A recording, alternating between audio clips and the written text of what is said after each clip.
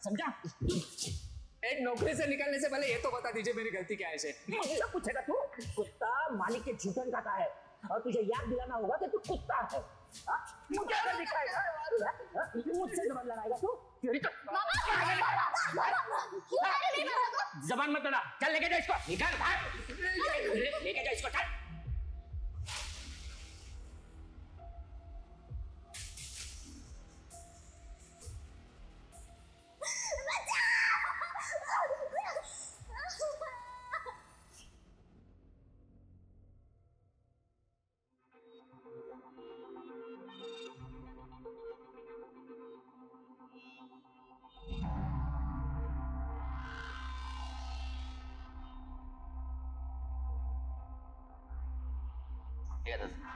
ए भाऊ, अरे तुझे कितनी बार बोला, तू मेरा सिर्फ दोस्त नहीं है, तू मेरा भाई है भाई। तेरे से पैसे कैसे लेगा? अरे दादा, मेरे को जब जरूरत होगी दादा तब मैं हक से मांग लूंगा ना आपसे। हाँ रखो।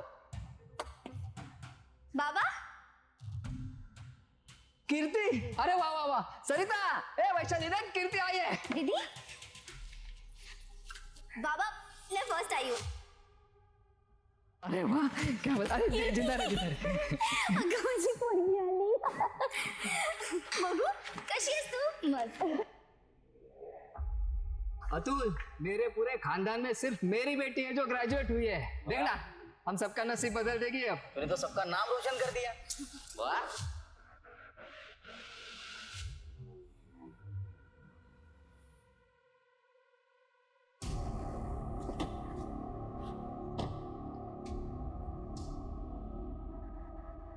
ए विनोद, इधर आ। नमस्ते शेठ। देख, मालिक से कंपटीशन करने का नहीं। ये ढाबा बंद कर और अपने होटल पे आजा, काम पे लग जा। दुगनी तनख्वाह दूंगा। शेठ, मेरा ढाबा छोटा है, लेकिन इसने हमें रोजी रोटी दी है, पहचान दी है। शेठ, अब हमें खुद के लिए काम करना है, खुद का मालिक बनना है ना बेटा? तो मालिक बनना चाहता है तू? मालिक बनना चाहता है तू? हाँ? मालिक बनेगा तू? ओ शेख, हाथ मत लगा मेरे बेटे को, नहीं तो ऐसा मंत्र फूकूंगी कि तेरा पूरा खानदान उल्टी करते करते मर जाएगा। रुक, आती मैं। तेरी ये औकात कि तू मेरा ऑफर ठुकराएगा?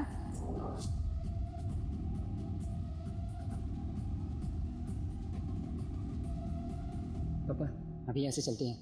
अरे तू, तुझे पता नहीं है तो किससे पंगा ले रहा है? अब आगे देख तेरे साथ क्या क्या होगा। उल्टी गिनती गिनना शुरू कर।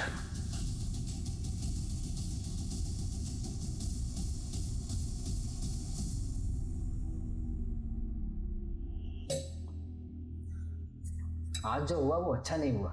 आई का ये झाड़ फूक जादू टोना करना मुझे पसंद नहीं है। सरिता, तू समझाती क्यों नहीं आई को? वो कभी किसी की बात मानती है भला? कहीं झाड़ फूक करके मुझे कॉकरोच या चिपकली बना दिया तो? ना बाबा ना, मुझे तो उनसे बहुत डर लगता है। छोड़ो ना वो सब, तुम्हारा माहिती है ना, आज तो खुशी का दिन है। अपने चेहरे पे खुशी रखो।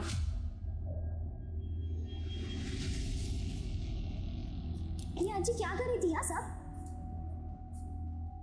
और तुम लोग कैसे रहते हो यहाँ? यहाँ कुछ भी नहीं है। गॉड,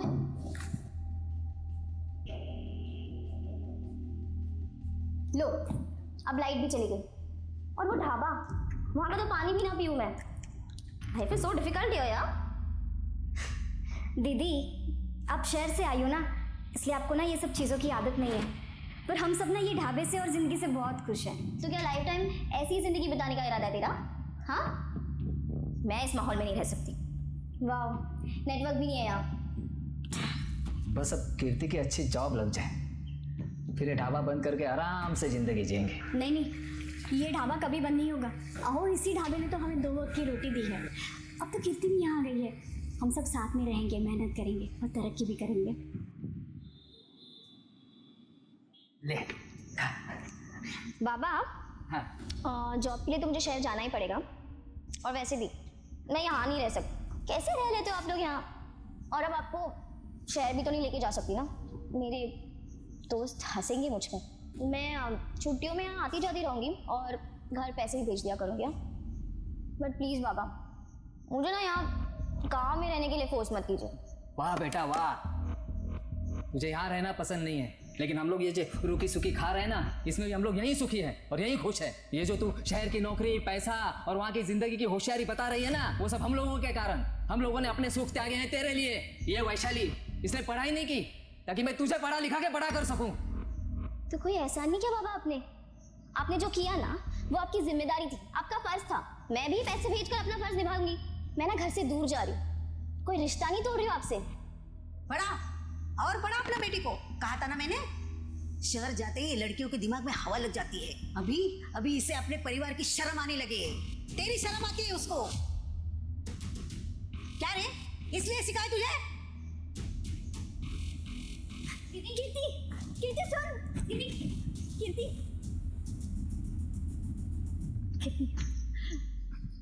तू कल ही चली जा। पर कैसे आई? आपने देखा ना बाबा कैसे। तू परेशान मत हो, बाबा को मैं समझाऊंगी। देख, समझने में थोड़ा समय लगेगा पर समझ जाएंगे। लेकिन तुझे जब भी समय मिले तो हमें मिलने चली आना, ठीक है? ठीक। दीदी आप परेशान बिल्कुल मत हो, मैं यहाँ सब संभालूंगी। और आई दीदी अगर घर से दूर भी जा रही हैं तो घर के लिए ही ना। और देखना दीदी अपने नाम के साथ पूरे खानदान का नाम रोशन करेंगी, है ना?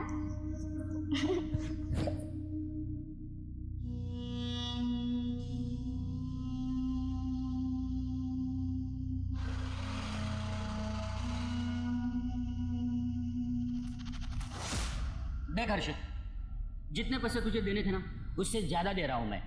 1 साल पहले मैंने तुम्हारे कहने पर मार्केट में से पैसा उठाया था। तुम्हारा काम भी हो गया है, माल की सारी डिलीवरी भी हो गई है। अब तो मेरा पैसा दे दो, नहीं तो मैं बर्बाद हो जाऊंगा।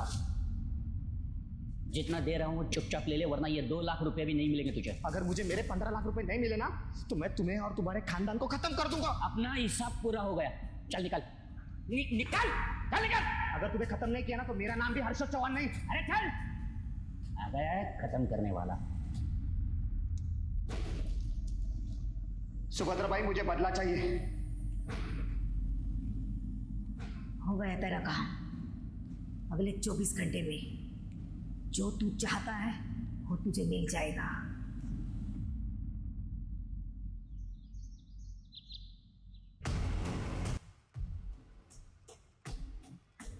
Hello police station.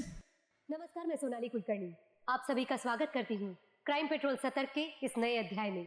21वीं शताब्दी में जहाँ दुनिया दूसरे ग्रहों पर जाने के लिए प्रयास कर रही है, वहीं हमारे देश में ऐसे भी लोग हैं जो ऐसी चीज़ों में विश्वास करने लगते हैं जिनका अस्तित्व भी नहीं होता। कभी कभी इंसानी दिमाग को समझ पाना बहुत कठिन हो जाता है। इंसान की सोच पर गिरा पर्दा कई बार उसे वो सब कुछ करने पर मजबूर कर देता है जो उसे गुनाह के रास्ते पर ले जाता है। क्या गायकवाड़ परिवार की औरतों के साथ ही मानसिकता का परिणाम था? मैंने देखा था, गांव में जादू टोना करते थे और सब इनसे परेशान थे।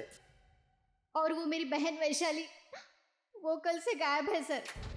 गई होगी किसी दोस्त के पास? नहीं सर, हमने हर जगह पता किया था पर उसकी कोई खबर नहीं है। सर हमें डर है कि सरिता बहनी और सुभद्रा काकी की तरह उनके भी तो कातिल का अभी तक पता नहीं चला। सर आप कौन है? ये मेरा दोस्त है साहब, अतुल। देखो छानबीन चल रही है, जैसे ही कुछ पता चलेगा हम ज़रूर बताएं। सर हमें पता है ये किसने किया। सर वो सुनील नाइक है ना, ये उसी का काम है सर। होटल 3 स्टार का मालिक सर, उसने हमें एक बार धमकी भी दी थी। सर आप उसे अरेस्ट कर लीजिए प्लीज़। अरे ऐसे ही किसी को अरेस्ट नहीं कर सकते हम, सबूत चाहिए उसके लिए। आप लोग फिलहाल घर चले जाइए, जैसे ही कुछ पता चलेगा हम खबर कर देंगे। हाँ और क्या है तुम्हारी बहन का नाम? वैशाली। रेखा में तिचा फोटो घेऊन ठेवा। हाँ और उसका कॉन्टैक्ट नंबर इनके पास दे दीजिए।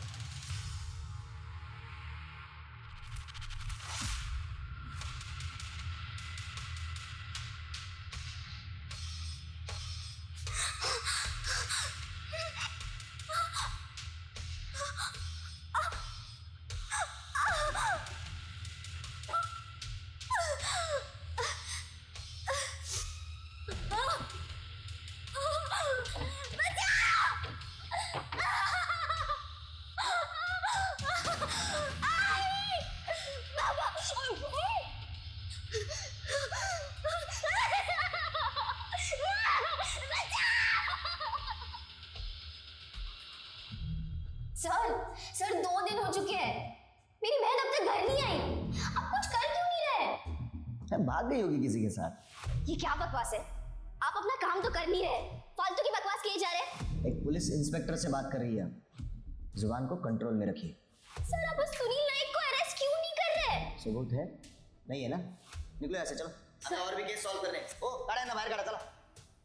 जाते कहाँ से?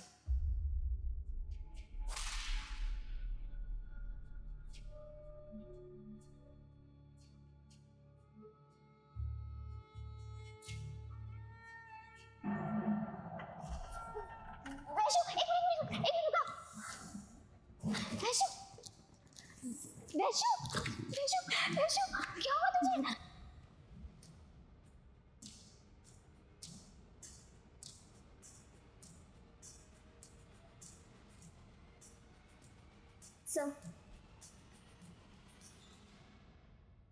सर रेप हुआ है उसको। शॉक में है, इसके लिए कुछ रिएक्ट नहीं कर रही है। Excuse me.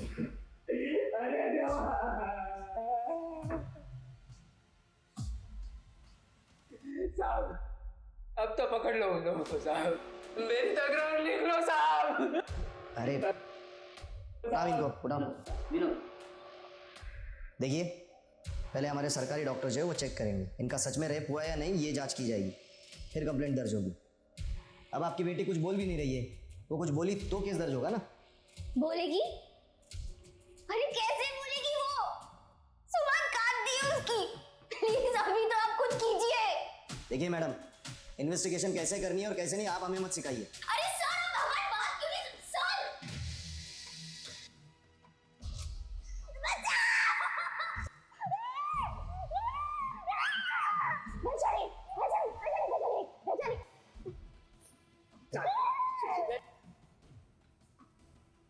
अब मैं हार नहीं मानूंगी बाबा, ऊपर तक जाऊंगी मैं, वैशाली को इंसाफ दिला कर रहूंगी, चाहे जो हो जाए। कोई टेंशन तो नहीं होगा ना?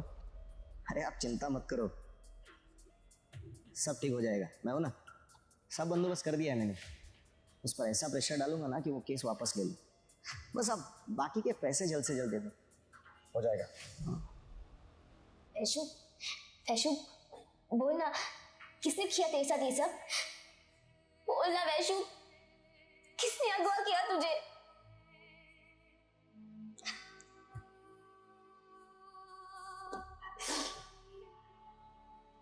कीर्ति। हाँ बाबा। ले बेटा।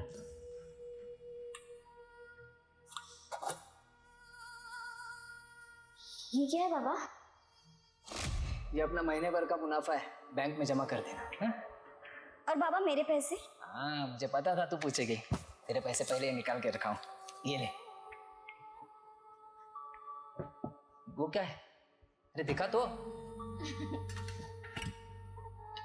इसमें क्यों? ये ना मैंने कीर्ति दीदी की शादी के लिए पैसे जोड़े हैं। तो तेरी शादी के लिए पैसे कहाँ से आएंगे? कीर्ति दीदी की शादी हो जाएगी ना, तो मेरी शादी की जिम्मेदारी उनकी। और मुझे पता है दीदी ना मेरी शादी बड़ी धूमधाम से करेंगे।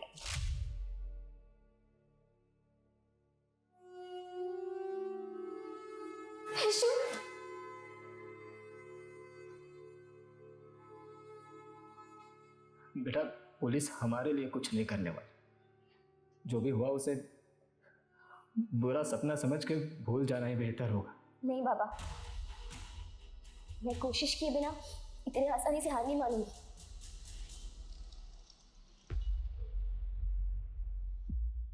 Hello sir. हेलो, बैठिए। सर आपने हमारे आर्ट्स एंड क्राफ्ट कॉलेज में एक बार वुमेन सेफ्टी के बारे में लेक्चर दिया था, वही की स्टूडेंट हूँ, Kirti Gaikwad. Oh yes yes yes, बोलिए। सर वो मेरी बहन के साथ रेप हुआ है और मेरी माँ और दादी का भी खून हो गया है। वहाँ की पुलिस हमें बिल्कुल सपोर्ट नहीं कर रही है, वो हर एक चीज़ को नज़रअंदाज कर रही है सर। कीर्ति, मैं समझ सकता हूँ तुम्हारे साथ बहुत बुरा हुआ है, लेकिन कीर्ति ये केस तो हमारे ज्यूरिस्डिक्शन में नहीं आता और हमें अपने दायरे में रह के काम करना पड़ता है। सर पर उस दिन आपने कहा था कि सिर्फ अपने परिवार के नहीं बल्कि अपने देश के बारे में सोचो। ये देश भी तो हमारा परिवार है ना। और क्या अपने परिवार की मदद करने के लिए भी आप दायरा सोचोगे? सर आप मेरी आखिरी उम्मीद हो सर, प्लीज़। आप क्राइम ब्रांच के इतने बड़े ऑफिसर हो, भगवान ना करे कल को आपकी बेटी के साथ कुछ गलत हो जाए तो तब भी आप डायरास हो चुकीगा। Sorry sir. सर ये केस वर्धपगांव पुलिस स्टेशन के अंडर आता है। हाँ, लेकिन सभी इस तरह सोचने लगेंगे तो इंसाफ कैसे होगा? मैं हायर अथॉरिटी से बात करता हूँ, पर ये वर्धम भी तो हमारे नासिक में ही आता है। जी सर। सतीश, कभी कभी हमें अपने कद से ऊपर उठकर सोचना पड़ता है। मुझे इस केस की फाइल जल्द से जल्द चाहिए। मिल जाएगी सर।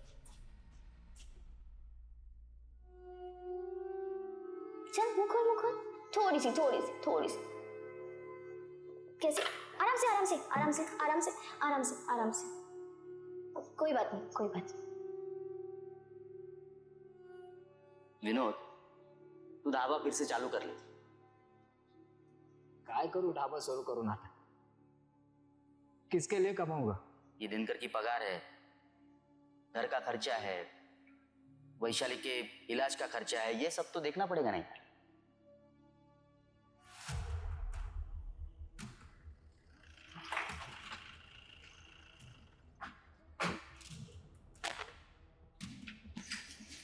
कीर्ति और वैशाली का घर यही? जी सर। सर आप यहाँ? हाँ, मैंने हायर अथॉरिटी से बात की एंड दे एग्रीड। ये केस हम हैंडल कर रहे हैं। Thank you sir. वैशाली कहाँ है? वैशु? वैशाली बेटा, बता सकती हो तुम्हारे साथ ये सब कुछ किसने किया? सर डॉक्टर ने कहा है इसे शॉक लगा है, इसीलिए ये रिएक्ट नहीं कर पा रही। मैंने स्टेट गवर्नमेंट के मेडिकल ऑफिसर से बात की है, वैशाली की दोबारा से जांच कराएंगे। कीर्ति, तुम्हें किसी पर शक है? शक नहीं सर, मुझे यकीन है कि ये काम उस सुनील नायक का ही है। सुनील नायक के बाबा जयदेव नायक और मेरी दादी का नाजायज संबंध था। दादी की मदद से ही वो अपने सारे कामों को अंजाम देते थे। इनफैक्ट दादी के कहने पर ही उन्होंने बाबा को जॉब भी दिलाई, पर एक दिन अचानक। एक नौकरी से निकालने से पहले ये तो बता दीजिए मेरी गलती क्या है इसे। मुझे सब पूछेगा तू? कुत्ता मालिक के झूठन का है और तुझे याद दिलाना होगा कि तू कुत्ता है। बाबा, क्यों मार रहे मेरे बाबा को? जबान मत लड़ा, चल लेके जा इसको, निकाल। बाबा, कल मेरा एग्जाम है और उस मकान मालिक ने हमें घर से निकाल दिया। वक्त पर भाड़ा क्यों नहीं देते हो आप? वाटोळ होईल त्या सुनीलचं। नाश होएगा उसका। बाबा, कोई आपको काम से निकाल सकता है, लेकिन आपका हुनर नहीं छीन सकता। हम अपना ढाबा शुरू करेंगे, कुछ भी हो जाए, लेकिन कीर्ति दीदी की पढ़ाई नहीं रुकनी चाहिए।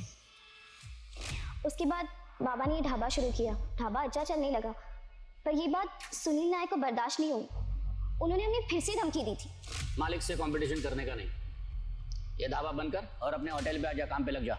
शेठब, हमें खुद के लिए काम करना है, खुद का मालिक बनना है। मालिक बनना चाहता तू? तेरी ये औकात कि तू मेरा ऑफर ठुकराएगा? तुझे पता नहीं है तू किससे पंगा ले रहा है। अब आगे देख तेरे साथ क्या क्या होगा। उल्टी गिनती गिनना शुरू कर। मुझे पूरा यकीन है ये काम उस सुनील नायक का ही है। झूठ बोल रही है ये लड़की। काम पे चोरी करते वक्त पकड़ा गया था इसका बाप, इसलिए निकाल दिया था उसे। और इसके ढाबे से मुझे क्या प्रॉब्लम होने वाली है? 2 टके का इसका ढाबा। 2 टके किसको बोला? अब देखा सर, इन्होंने मेरे बाबा को देखा कैसे जबान लड़ा। कीर्ति प्लीज।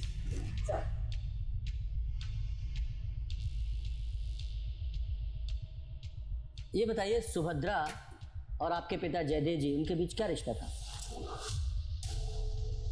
देखिए, मेरे बाबा नहीं रहे, उन पे कीचड़ उछाल रही है लड़की, झूठ पे झूठ बोली जा रही है। 24 तारीख को आप कहाँ थे? मैं फार्म हाउस पे था। और इस बात की कंफर्मेशन के लिए क्या आप हमें वहाँ की सीसीटीवी फुटेज प्रोवाइड करा सकते हैं? इंस्पेक्टर साहब, फार्म हाउस पे कौन सीसीटीवी लगाता है? आप बता सकती हैं कि 24 तारीख को आपके पति क्या सचमुच में अपने फार्म हाउस पे थे?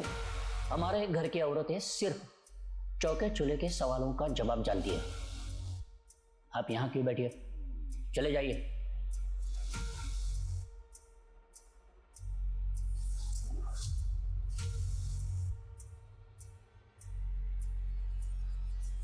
कीर्ति, तुम्हारे इस बिहेवियर से केस भी कर सकता था। Sorry sir. It's okay. देखो Kirti, throughout the case we need your cooperation, तो बी पेशेंट। ठीक। सतीश, मुझे सरिता और सुभद्रा की पोस्टमार्टम रिपोर्ट चाहिए। जी सर। सरिता और सुभद्रा के पोस्टमार्टम रिपोर्ट के मुताबिक उनके कत्ल के पहले उन्हें बहुत बेरहमी से मारा गया था। मल्टीपल फ्रैक्चर्स भी है और कातिल ने मर्डर वेपन जो यूज़ किया है उसे धार भी नहीं थी। शायद इससे यह लगता है कि कातिल पेशावर नहीं है, सब्जी काटने वाला चाकू होगा शायद। तो मिस्टर योगेश शिंदे सर। इस केस के इंचार्ज आप? जी। आपको क्राइम सीन के आसपास कोई मर्डर वेपन मिला? No sir. अब इस पोस्टमार्टम रिपोर्ट के हिसाब से जहां सुभद्रा और सरिता का खून हुआ वहां उन दोनों के अलावा किसी तीसरे आदमी के भी खून के ट्रेसेस मिले हैं। आपने पता लगाने की कोशिश की वो खून किसका था? और इसके अलावा सरिता के नाखूनों में किसी इंसान की स्किन के ट्रेसेस मिले हैं। आपने जांच की वो किसके थे? इंक्वायरी चल रही है सर। मिस्टर योगेश, इंक्वायरी तो अब आप पर चलेगी। सतीश, एक काम करो, ये विनोद, सरिता और सुभद्रा तीनों के कॉल रिकॉर्ड्स निकालो, और वो सुनील, उसकी भी पूरी कुंडली चाहिए मुझे। और जहाँ सरिता और सुभद्रा की लाश मिली थी वहाँ एक फॉरेंसिक टीम को भेजो और आसपास के सारे इलाकों को सर्च करो, देखो कुछ मिलता है क्या। Okay sir. इस ऑपरेशन की पूरी डिटेल्स मेरी टेबल पर मुझे चाहिए। Okay sir. और तुम सर अपने रिटन एक्सप्लेनेशन के साथ तैयार रहना।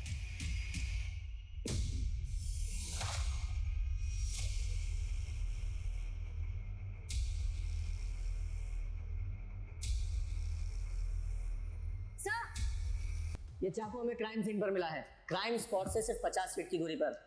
इसका मतलब जानते हो कि तुमने क्राइम सीन को अच्छे से सर्च नहीं किया या फिर जानबूझकर अवॉइड किया। हाँ? सर विनोद के ढाबे पे काम करने वाला दिनकर आया है। बुलाओ। सब विनोद दादा जैसे ही घर के बाहर चले जाते थे तब एक कार आती थी और सरिता जी उसमें बैठ के चली जाती थी। सरिता को लेने कौन आता था? वो तो नहीं पता साहब, क्योंकि मैंने उस आदमी का चेहरा कभी देखा नहीं। ठीक है, तुम जाओ। हाँ सर। सर, वैशाली की मेडिकल रिपोर्ट आई है। सर वैशाली की मेडिकल रिपोर्ट्स के हिसाब से उसके कान में कोई गर्म चीज डाली गई थी, जिसकी वजह से उसके कान के पर्दे फट गए थे। What? बाबा बाबा और क्या क्या सुनना बाकी है। और इसीलिए वैशाली को हमारी बातें सुनाई नहीं दे रही हैं। कीर्ति, देखो वैशाली का बयान, उसके साथ क्या हुआ ये जानना हमारे लिए बहुत ज़रूरी है। क्या तुम वैशाली से कागज़ पर लिखकर पूछ सकती हो कि उसके साथ क्या क्या हुआ था, किसने किया था? सर वो वैशाली पढ़ लिख नहीं सकती। अरे तुम ग्रेजुएट हो और वो पढ़ लिख भी नहीं सकती, ऐसा क्यों? बाबा के पास इतने पैसे नहीं थे कि वो हम दोनों को पढ़ा सके, इसलिए बाबा ने मुझे पढ़ाया और वैशाली ढाबे पर उनकी मदद करती थी। इस केस के दरवाजे तभी खुलेंगे जब वो कुछ बताए। मैं कोशिश करती हूँ सर। वैशु वैशु इधर देख, तुझे ये सब किसने किया? किसने मारा तुझे? बोल ना। देख बेटा, ऐसे चुप रह के नहीं होगा। देख देख मुझे देख, प्लीज कुछ बता। नहीं नहीं, ऐसे रोती नहीं है वैशु, हम हार नहीं मानेंगे, ठीक है? तूने आज तो मेरा साथ दिया है ना, अब मेरी बारी है। हाँ हाँ, मैं तुम दोनों का ख्याल रखूंगी, बाबा और तुम्हारा। हाँ, तुम बिल्कुल चिंता मत करो, सब ठीक हो जाएगा।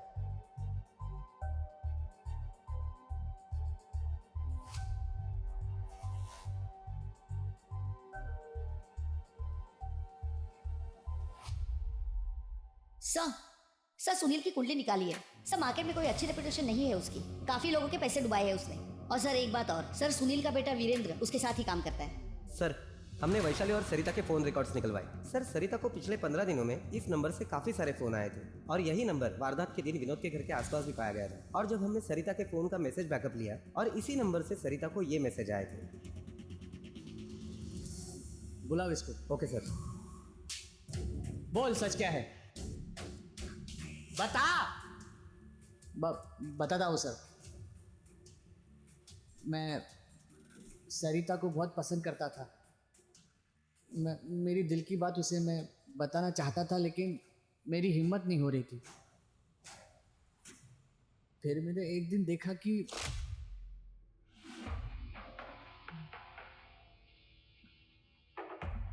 ज़्यादा सती सावित्री बन बन।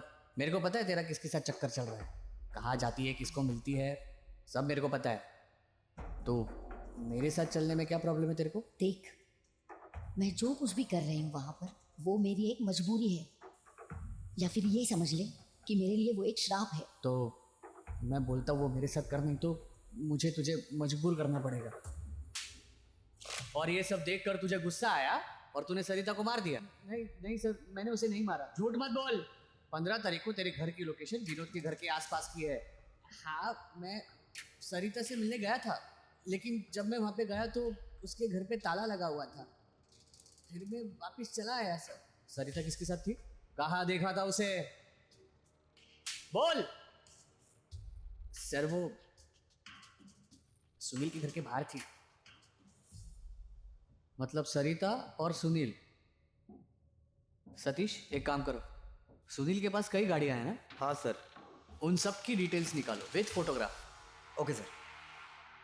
ये कार थी? नहीं साहब, हाँ हाँ यही कार थी सर। सरिता तुमसे मिलने यहाँ तुम्हारे घर पर भी आती थी और तुम्हारे फार्म हाउस पर भी जाती थी। सतीश जरा वो गाड़ी दिखाओ। यही ना तुम्हारी गाड़ी जिसमें तुम सरिता को पिकअप कराते थे? और तुम झूठ नहीं बोल सकते क्योंकि इसका एक चश्मदीद गवाह भी है हमारे पास, जिसने सरिता को तुम्हारे घर के बाहर कई बार देखा। अब ये बताइए कि सरिता के साथ तुम्हारे संबंध थे या नहीं? थी। सिर्फ जिसको ना, मैं उसे पैसे देता था। जो काम तुम्हारे पिताजी जयदेव ने सुभद्रा के साथ किया था, वही काम तुमने सरिता के साथ किया, उसके साथ जबरदस्ती संबंध बनाकर। जी देखिए, जो भी था राजी खुशी था, कोई जबरदस्ती नहीं की उस पर। सरिता से आखिरी बार कब मिले थे? 14 मार्च को आखिरी बार मिले थे आप।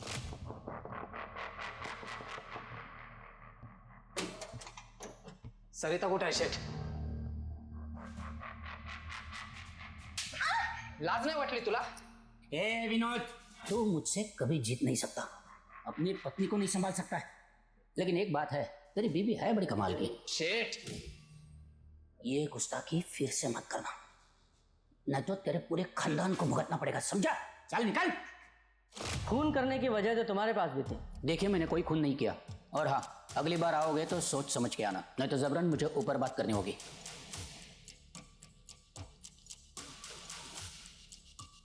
सतीश, इस विनोद ने हमें सरिता और सुनील के संबंधों के बारे में पहले क्यों नहीं बताया? क्या हो सकता है जो लोग छुपा रहे हैं?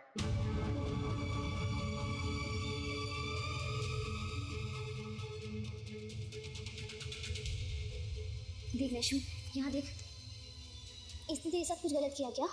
हाँ वैशु प्लीज यहाँ देख। नहीं,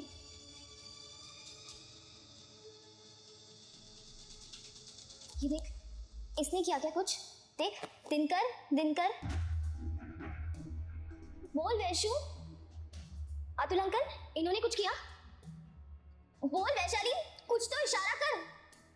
ऐसे चुप रहने से कुछ नहीं होगा। देख, तुझे मेरी मदद करनी होगी वैशु। यहाँ देख, तुझे इशारा करना होगा, तुझे बोलना होगा, चीखना होगा, चिल्लाना होगा।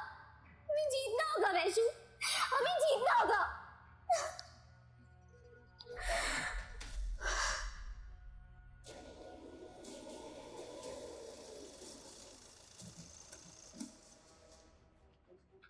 साहब, मैंने ये बात छुपाई क्योंकि अगर ये बात बाहर आ जाती तो खानदान के साथ साथ सरिता की भी इज्जत चली जाती। कहीं ऐसा तो नहीं कि तुम्ही ने गुस्से में आकर अपनी पत्नी सरिता को मार डाला और तुम्हें मारते हुए तुम्हारी आई ने तुम्हें देख लिया तो उन्हें भी मार दिया? नहीं साहब, सरिता की तो कोई गलती थी ही नहीं, वो तो बेचारी मजबूर थी। मेरे आई ने उसे ये सब काम करने के लिए उकसाया था। मेरे आई जादू टोना जानती थी, उसके खिलाफ जो भी चला जाता वो जादू से उसे अपने वश में कर लेती थी। साहब, सरिता ने डर के कारण ये काम किया था। आई तूने ऐसा क्यों किया? भूल गए, अपने सिर पे जो छत है वो उन्हीं की देन है। नाइक परिवार के बहुत एहसान है अपने ऊपर, इसलिए उसने जो मांगा मैंने दे दिया। देवदत्त साहब को मैंने मरते वक्त वचन दिया था, उनकी हर ख्वाहिश पूरी करूंगी मैं। और इसीलिए तूने अपने काले जादू का डर दिखाकर अपनी बहू को उसके पास भेज दी। अरे आई, उस सुनील के बाप ने पहले तुझे अपनी दूसरी बीवी बना के रखा और अब तूने खुद अपनी बहू को उसके बेटे के लिए चुना। आई, वो लोग हमें जन्मों जन्मों तक अपने चंगुल में फंसा के रखना चाहते हैं। वारदात वाले दिन तुम जिस दुकान से सामान लेने गए थे उसका एड्रेस दो। हाँ सर। सतीश, ये हमारे पास 3 सस्पेक्ट हैं, विनोद गायकवाड़, सुनील नायक और ये अतुल सावंत। लेकिन वैशाली के साथ ये सब कुछ किसने किया उसके बारे में पता नहीं चल रहा है। सर ऐसा भी तो हो सकता है कि सुभद्रा और सरिता इन दोनों का कत्ल किसी और ने किया हो और वैशाली के साथ जबरदस्ती किसी और ने। हो सकता है। एक काम करो, इस केस से जुड़े जितने भी प्राइम सस्पेक्ट हैं सब पर नजर रखो, देखो कौन किससे मिलता है, कहाँ मिलता है, क्या बातें करता है। और ये विनोद, ये वारदात वाले दिन ये मुंबई सामान खरीदने गया था ना? Yes sir. जरा पता लगाओ ये सच बोल रहा है झूठ। Okay sir. कुछ तो है जो हमसे छूट रहा है।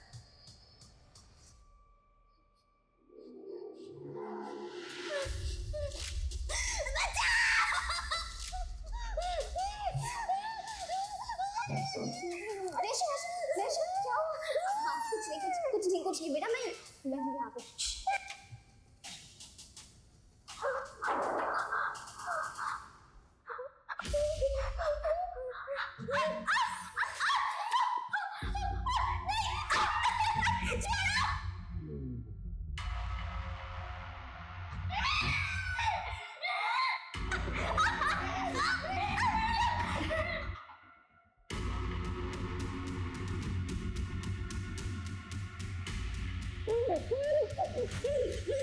मेरी बात सुन। अरे हाँ, ये अपना दिनकर है। दिनकर, देख देख देख। हाँ, इसने मेरे कहने पर ये सब किया। मैंने कहा उसे। हाँ वैशु प्लीज प्लीज, तेरे साथ यही सब हुआ ना? किसने किया? हाँ किसने किया बेटा? प्लीज प्लीज कुछ बोल प्लीज। हाँ कहाँ? क्या? घर घर हाँ।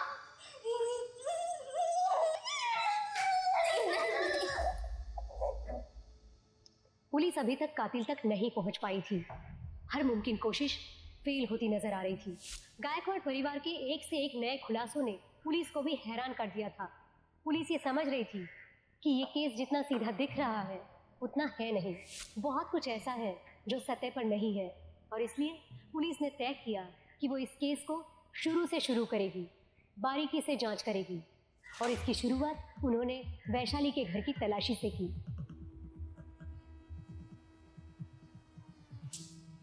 सर ये देखिए, ये पायल मिली है। पायल? ये वैशाली की पायल है? इतनी महंगी पायल हम लोग नहीं खरीद सकते साहब, ये हमारी नहीं है।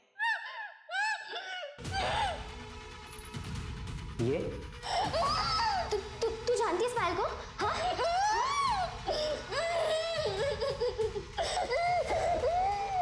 सतीश एक काम करो, पता लगाओ ये पायल कहाँ बनी है और किसने बनवाई है। हो सकता है ये हमारी इन्वेस्टिगेशन को सही दिशा दिखाए। Yes sir. सर वो पायल सुनील नायक के बेटे वीरेंद्र नायक ने 2 महीने पहले खरीदी थी। इसका मतलब वैशाली के साथ हैवानियत करने वाला ये वीरेंद्र है। जी सर। लेकिन इस पायल के आधार पर इसे अरेस्ट नहीं कर सकते, इसके खिलाफ कुछ पक्का सबूत चाहिए। एक काम करो,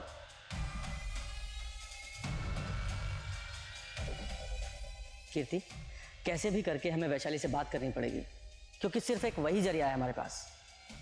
लेकिन कैसे सर? ये तुम्हें कहाँ लेकर गया था? कहाँ? एक मिनट। जंगल? नहीं हाँ। घर? हाँ नहीं, एक मिनट। हाँ होटल में? हाँ वेरी गुड।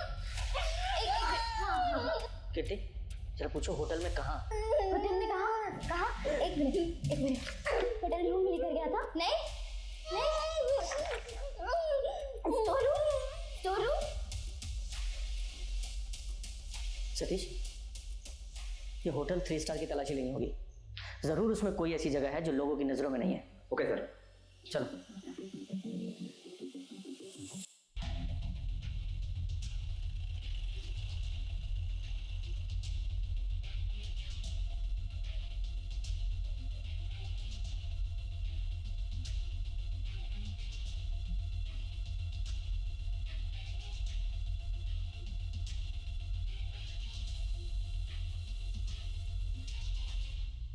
क्या खिड़कियां खोलो।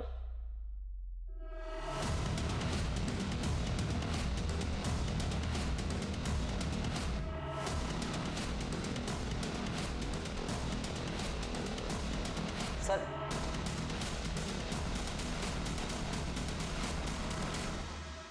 ये फॉरेंसिक टीम बुलाओ।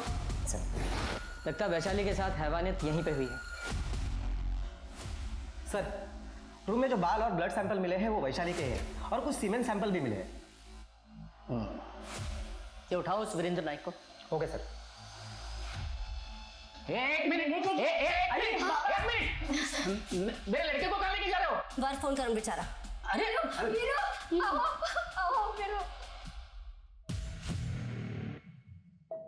हर्ष सर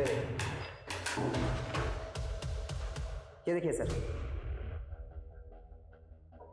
तृप्ति, ये पायल देख रहा है? पहचानता है इसे? वैशाली के घर से मिली है हमें। तूने खरीदी थी ना? और वैशाली के नाखूनों में स्किन के ट्रेसेस जो मिले हैं वो तुझसे मैच करते हैं। और जहां तूने वैशाली का रेप किया था वहां से भी तेरे सीमेंट के ट्रेसेस मिले हैं। पुलिस की मार तू सह नहीं पाएगा, इसलिए सच बता। बताता हूँ सर, बताता हूँ। वैशाली, तुम्हारी दादी मेरी दादा की बिन ब्याही दूसरी औरत थी और तुम्हारी माँ मेरी बाप की दूसरी औरत थी। फिर भी मैं तुम्हें इज्जत दे रहा हूँ। ये देखो, मैं तुम्हारे लिए पायल लाया हूँ। आप खुशी खुशी मान जाओ, वरना तुम भी वही बनोगी जो तुम्हारी माँ मेरी बाप की है, बिन ब्याही खुला। मर जाऊंगी लेकिन तेरी गुलाम कभी नहीं बनूंगी। और तू भी ना तेरे बाप जैसा ही है, कमीना। और तभी मैंने सोच लिया कि इसका बदला मैं जरूर लूंगा।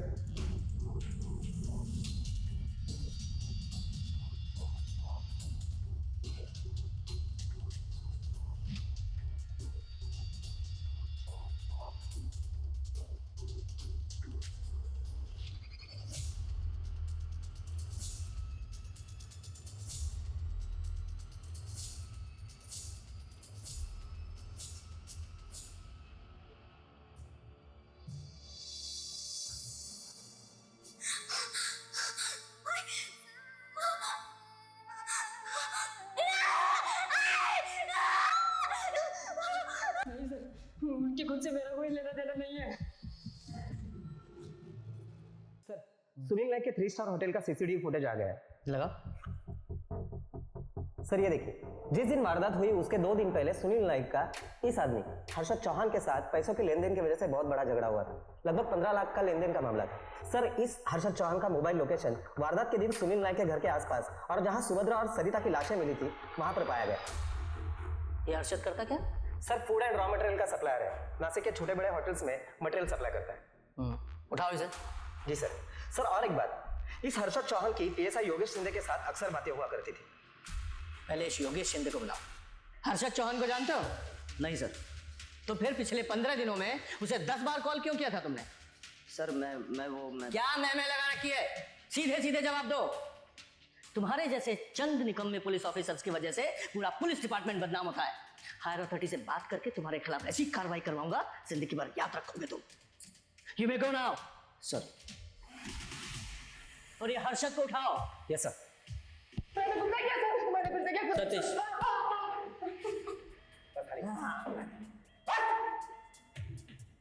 देख हर्षद, तेरे खिलाफ हमारे पास बहुत सारे सबूत हैं। खून हुआ, तेरी फोन की लोकेशन इसी एरिया की, और उसके अलावा उस क्राइम स्पॉट पे जो तीसरे आदमी का खून मिला वो तेरे ब्लड से मैच हुआ है। दिनेश, ये चाकू देख रहा है? इसी से मारा था ना तूने सरिता और सुभद्रा को। तेरे फिंगरप्रिंट्स मैच हुए इस चाकू पे। और इतने सबूत काफी है तेरे ऊपर केस बनाने के लिए और तुझे सजा दिलाने के लिए। अब सीधे सीधे बताएगा या और मार खाएगा? सतीश, ये ऐसे नहीं बोलेगा। सर मैं बताता हूँ सर। वो सुनील नाइक ने मेरे 15 लाख रुपए डुबाए थे सर। मैं बर्बाद हो गया था सर। फिर मुझे सुनील नाइक से बदला लेना था, इसीलिए मैं सुभद्रा बाई के पास गया था। सुभद्रा बाई, मुझे बदला चाहिए। अगले 24 घंटे में जो तू चाहता है वो तुझे मिल जाएगा। दूसरे दिन मुझे एक कॉल आया। सुभद्रा और सरिता का खून करने के लिए मुझे 15 लाख की सुपारी मिली थी। मुझे पैसों की बहुत ज़रूरत थी तो मैंने सोचा कि मुझ पर कोई शक नहीं करेगा। फिर जैसे विनोद काम से बाहर निकला फिर मैं उसके घर गया। सुभद्रा भाई, विनोद भाई का एक्सीडेंट हो गया। क्या? कहाँ? हर्षद, हर्षद क्या बोल रहे हो? कहाँ हुआ बताओ तो। पता नहीं, लेकिन विनोद भैया का एक्सीडेंट हो गया, उन्हें अस्पताल लेके गए। चलिए जल्दी चलिए। अरे क्या हुआ? देखता हूँ, एक मिनट देखता हूँ। जल्दी देखो हर्षद। देख रहा हूँ। अरे देख जल्दी जाना है। हाँ कोई टेंशन तो नहीं होगा ना? अरे आप चिंता मत करो, अब उस पर ऐसा प्रेशर डालूंगा ना कि वो केस वापस ले ले। काम हो जाने के बाद मुझे मेरे पैसे मिल गए थे और मुझे ये भी पता चल गया था कि मुझे सुपारी किसने दी थी।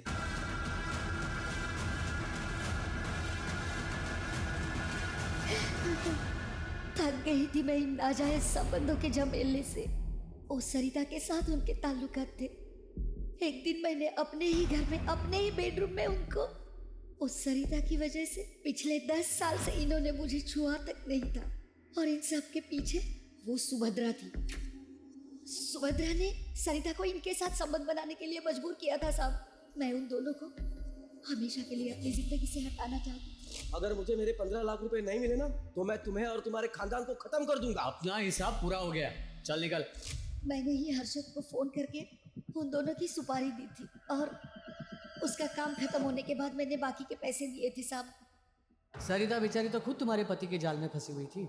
एक बेगुनाह का कत्ल किया है तुमने, अब सड़ो सारी जिंदगी जेल में।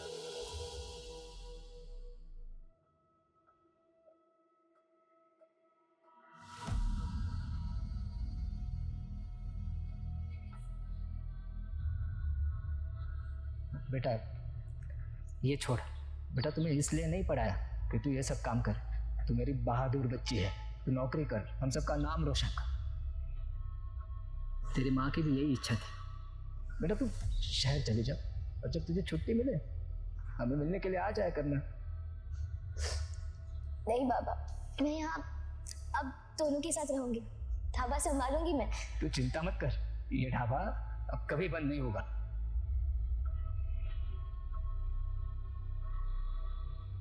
वीरेंद्र को वैशाली के रेप के जुर्म में, नम्रता और हर्षद को सुभद्रा और सरिता के कत्ल के जुर्म में सजा मिली।